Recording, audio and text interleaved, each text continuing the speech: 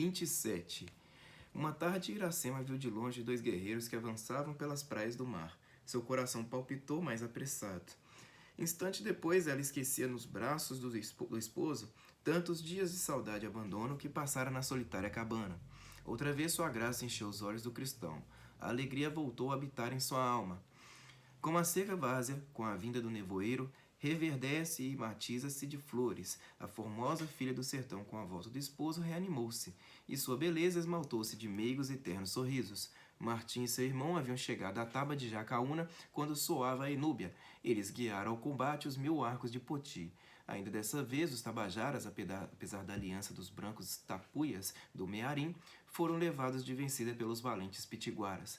Nunca tão disputada vitória e tão renhida pugna se pelejou nos campos que regam o Acaraú e o Camucim. O valor era igual de parte a parte, e nenhum dos 2 povos fora vencido, se o deus da guerra não tivesse decidido dar estas plagas à raça do guerreiro branco aliado dos pitiguaras. Logo após a vitória, o cristão tornara às praias do mar, onde construíra sua cabana. De novo sentiu em sua alma a sede do amor, e tremia de pensar que Iracema houvesse partido, deixando ermo aquele sítio tão povoado outrora pela felicidade.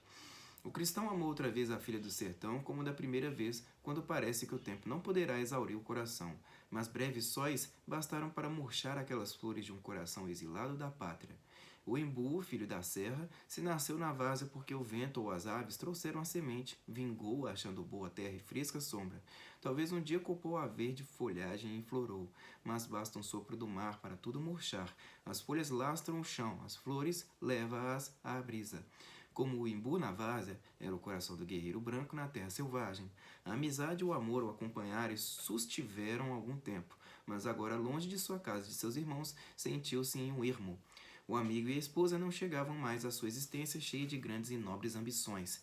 Passava os já tão breves, agora longos sóis, na praia, ouvindo gemer o vento e soluçar as ondas. Os olhos engolfados na imensidade do horizonte buscavam, mas embalde, discernir do azul diáfano a alvura de uma vela perdida nos mares. À distância curta da cabana, se elevava à borda do oceano um alto morro de areia. Pela semelhança com a cabeça do crocodilo, chamava os pescadores jacarecanga. Do seio das brancas areias, escaldadas pelo ardente sol, manava uma água fresca e pura, assim destilador, lágrimas doces de alívio e consolo. A esse monte subia o cristão, e lá ficava cismando em seu destino. Às vezes lhe vem à mente a ideia de tornar a sua terra e aos seus, mas ele sabe que Iracema o acompanhará, e essa lembrança lhe remorde o coração. Cada passo mais que afaste dos campos nativos a filha dos tabajaras, agora que não tem o ninho de seu coração para abrigar-se, é uma porção da vida que lhe rouba. Poti conhece que Martim deseja estar só e afasta-se discreto. O guerreiro sabe o que aflige a alma do seu irmão, e tudo espera do tempo, porque só o tempo endurece o coração do guerreiro como o cerne do jacarandá. Iracema também foge dos olhos do esposo, porque já percebeu que esses olhos tão amados se turbam com a vista dela, e em vez de se encherem de sua beleza como outrora, a despedem de si. Mas os olhos dela não se cansam de acompanhar a parte de longe o guerreiro senhor que os fez cativos. Ai dela, sentiu já o golpe no coração e com uma copaíba ferida no âmago, destila lágrimas em fio. 28. Uma vez o cristão ouviu dentro em sua alma o soluço de Iracema. Seus olhos buscaram em torno e não a viram. A filha de Araquém estava além entre as verdes moitas de Ubaia, sentadas na relva. O pranto desfiava de seu belo semblante, e as gotas que rolavam, a uma e uma, caíam sobre o regaço onde já palpitava e crescia o filho do amor. Assim caem as folhas da árvore viçosa antes que amadureça o fruto.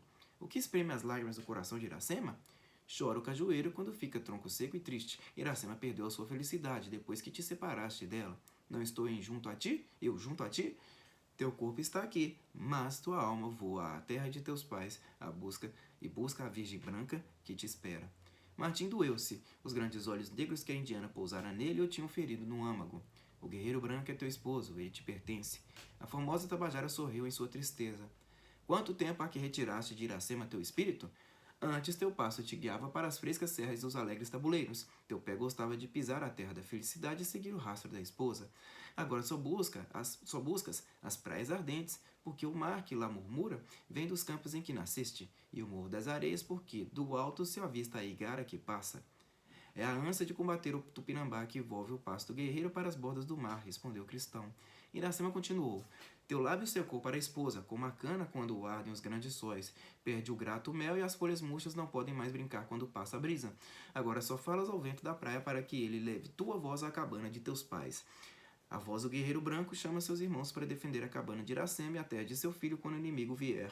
A esposa meneou a cabeça. Quando tu passas no tabuleiro, teus olhos fogem do fruto do genipapo e buscam a flor do espinheiro. A fruta é saborosa, mas tem a cor dos tabajaras. A flor tem a alvura das faces da virgem branca.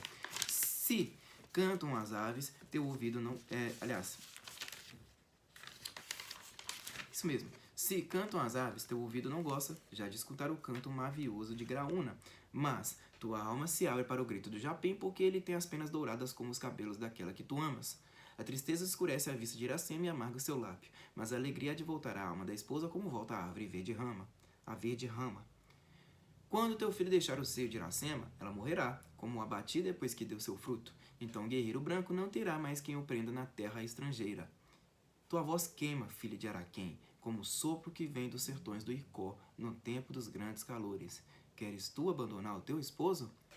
Vê em teus olhos lá o formoso jacarandá, que vai subir nas nuvens. A seus pés ainda está a seca raiz da murta frondosa, que todos os invernos se cobria de rama e bagos vermelhos para abraçar o tronco irmão. Se ela não morresse, o jacarandá não teria sol para crescer àquela altura. Iracema é a folha escura que faz sombra em tua alma, deve cair para que a alegria alumie teu seio. O cristão cingiu o talhe da formosa indiana e a estreitou ao peito. Seu lábio levou ao lábio da esposa um beijo mais áspero e amargo. 29. Poti voltou do banho. Segue na areia o rastro de Coatiabo e sobe ao alto da Jacarecanga.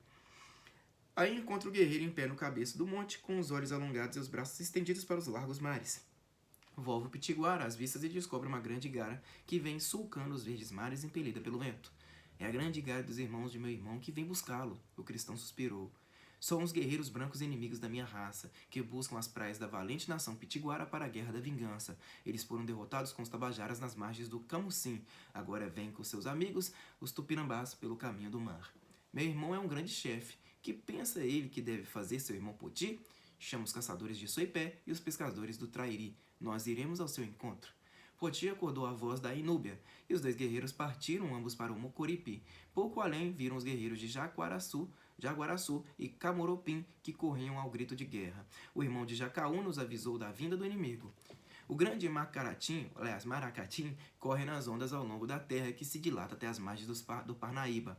A lua começava a crescer quando ele deixou as águas do Mearim. Ventos contrários o tinham arrastado para os altos mares muito além de seu destino.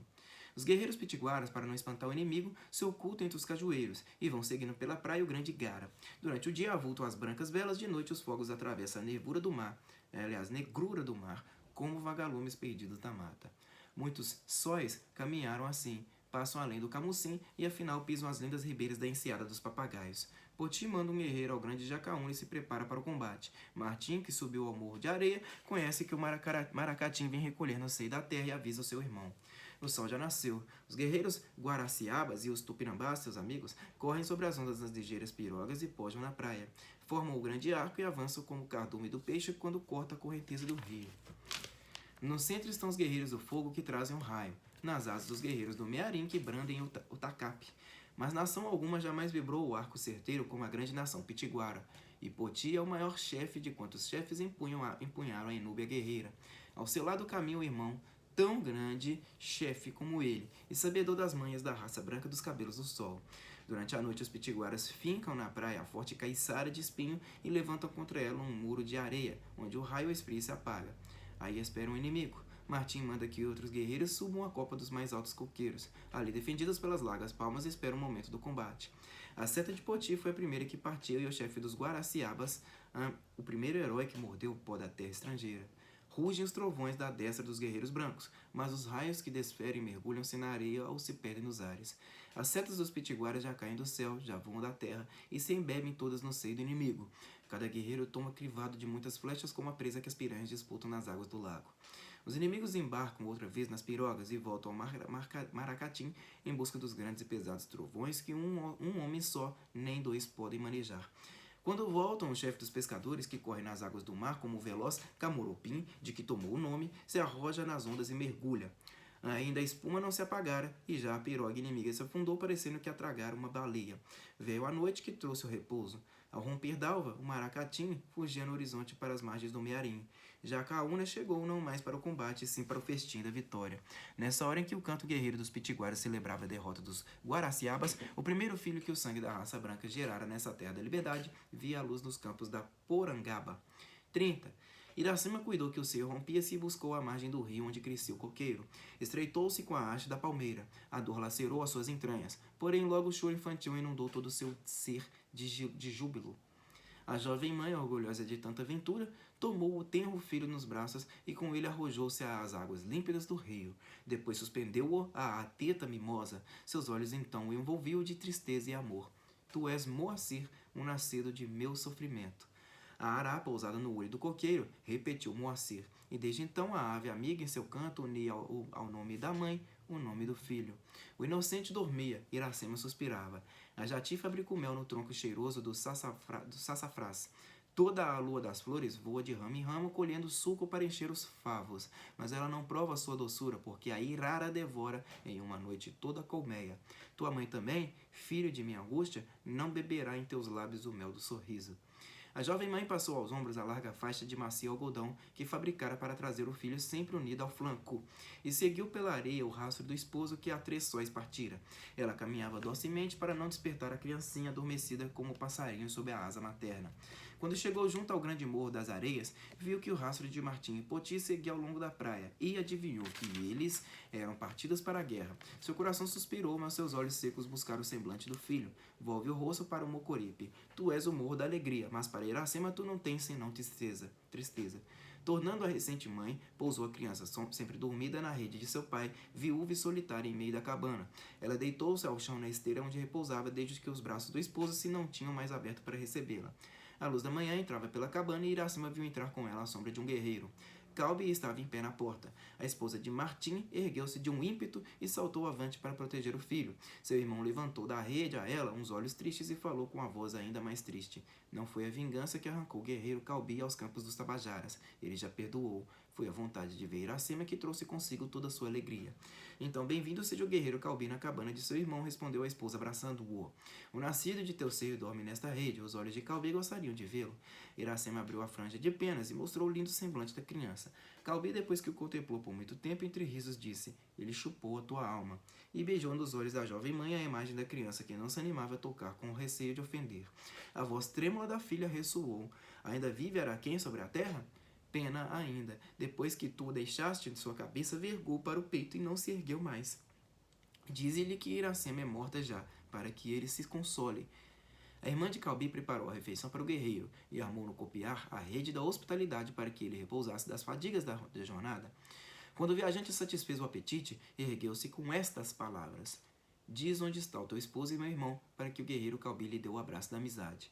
Os lábios suspirosos da mísera esposa se moveram como as pétalas do cacto que um sopro amarrota e ficaram mudos, mas as lágrimas debulharam dos olhos e caíram em bagas. O rosto de Calbi anuviou-se. Teu irmão pensava que a tristeza ficara nos campos que abandonaste, porque contigo trouxeste todo o riso dos que te amavam. Iracema secou os olhos. O esposo de Iracema partiu com o guerreiro Poti para as praias do Acaraú. Antes que 3 sóis tenham alumiado a terra, ele voltará, e com ele a alegria à alma da esposa.